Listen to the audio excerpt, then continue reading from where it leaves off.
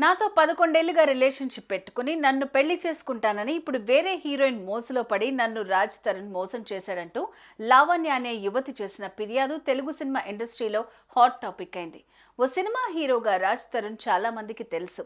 అయితే తాజాగా తెర మీదకి వచ్చిన ఈ లావణ్య ఎవరు, ఆమెకు రాజ్ తరుణ్ కు పరిచయం ఎలా అయ్యింది, క్లుప్తంగా తెలుసుకుందాం.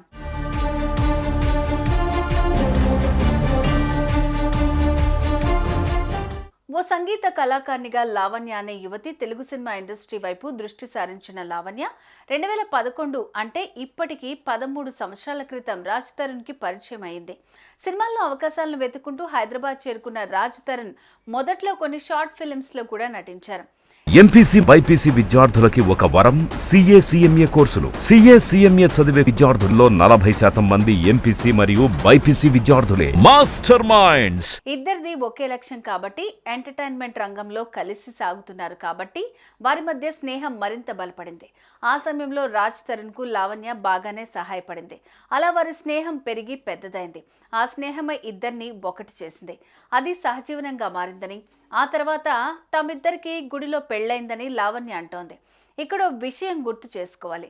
కొంతకాలం క్రిందట వరలక్ష్మి టిఫిన్స్ అనే హోటల్ ఓనర్ మీద డ్రగ్స్ కేసు నమోదైంది. ఆ కేసులో లావణ్య పేరు అప్పుడు గట్టిగానే వినపడింది. అయితే ఆ కేసులో ఆధారాలేవి లభించకపోవడంతో ఆమె ఆ కేసు నుంచి బయటపడింది.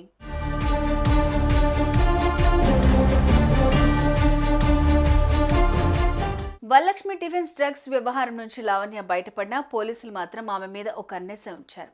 ఆ క్రమంలోనే ఆమె ఓ రోజు బస్సులో ఎక్కే సమయంలో నార్సింగి పోలీసులు ఆమెను అదుపులోకి తీసుకున్నారు. ఆమె హ్యాండ్ బ్యాగ్ ను చెక్ చేశారు. ఆ బ్యాగ్లో 4 గ్రాముల MDMA డ్రగ్స్ ను పోలీసులు పట్టుకున్నారు. విచారణలో ఉనిత్ రెడ్డి అనే వ్యక్తి ఆ డ్రగ్స్ ను గోవా నుంచి తీసుకొచ్చి తనకిచ్చినట్లుగా లావణ్య పోలీసులకు వెల్లడించింది. ఆ తర్వాత ఉనిత్ రెడ్డిని కూడా పోలీసులు అరెస్ట్ చేశారు. ఈ డ్రగ్స్ కేసు కారణంగా లావణ్య సుమారు 1.5 నెలల పాటు జైల్లో గడిపింది.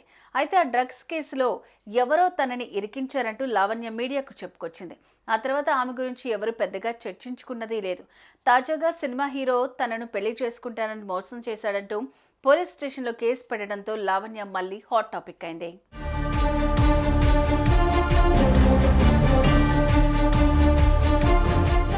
ఆవిడతోని రిలేషన్షిప్లో ఒకప్పుడు ఉన్న మాట నిజమండి, అస్సలు అబద్ధం కాదు. ఉన్న 2017 తర్వాత 16-17 ఆ తర్వాత నుంచి మా ఇద్దరికి ఎటువంటి శారీరక సంబంధం కానీ ఏమీ లేదండి.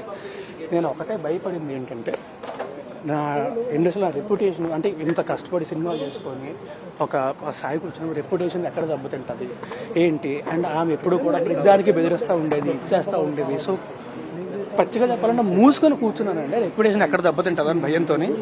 అది నిజం. ఇప్పుడు ఇంకా దెబ్బతిన్నాక లేదండి, మీ అందరికీ తెలుసు జరిగింది. నేను కూడా ఇప్పుడు నేను ఆమెతో లీగల్గానే నేను ఫైట్ చేస్తానండి ఖచ్చితంగా. ఇప్పుడు ఆమె వెళ్ళి కంప్లైంట్ ఇచ్చింది కదా, అందులో ఎంత మీరు ఖచ్చితంగా మీరందరూ మీడియా వాళ్ళు మీ అందరికీ తెలుస్తుంది, ఈజీగా తెలిసిపోద్ది మీకు. మీరు ఎంక్వైరీ చేయడం అనేది మీకు 5 నిమిషాల పని. మీరు ఎంక్వైరీ చేస్తే మీకే అర్థం అవుతుంది నిజమేంటి అనేది. నేనైతే లీగల్గానే ఫైట్ చేస్తానండి. మొత్తానికి కేసు నమోదైంది. పోలీసులు విచారణ ప్రారంభించారు. అయితే లావణ్యతో తనకు 11 ఏళ్ల నుంచి పరిచయం ఉన్నమాట నిజమేనని రాజ్ తరుణ్ అంగీకరించారు. అయితే అది కేవలం పరిచయమే తప్ప తమ మధ్య ఎటువంటి శారీరక సంబంధం లేదంటూ కూడా వివరించాడు. తనతో ఆమెకు పెళ్లైందని చెప్పడం శుద్ధ అబద్ధం అంటూ తేల్చేశాడు. డ్రగ్స్ కేసులో ఎప్పుడైతే ఆమెకు భాగం ఉందని తెలిసిందో అప్పటి నుంచే తాను ఆమెను దూరం పెట్టానని మీడియాతో చెప్పుకొచ్చాడు. వ్యసనాలకు బానిసైన ఆమె ప్రస్తుతం మరొకరితో కలిసి ఉంటోందంటూ అన్నాడు. తనకెవరితో అయితే ప్రస్తుతం సంబంధం ఉందని లావణ్య ఆరోపిస్తుందో ఆమె మీద కూడా లావణ్య బెదిరింపులకు దిగిందని తెలిపాడు. ఏదేమైనా లావణ్య మీద కూడా తనతో పాటు తనకు సంబంధం అంటగట్టిన యువతి కూడా పోలీస్ కేసు పెట్టబోతున్నట్లు చెప్పాడు. ఏదేమైనా తన మీద ఆమె పెట్టిన ఫాల్స్ కేసును చట్టపరంగా ఎదుర్కొంటానని రాజ్ తరుణ్ అన్నారు. సుమన్ టీవీలో మీ పర్సనల్ అండ్ బిజినెస్ ప్రమోషన్స్ కోసం కింది నెంబర్కి కాంటాక్ట్ చేయండి.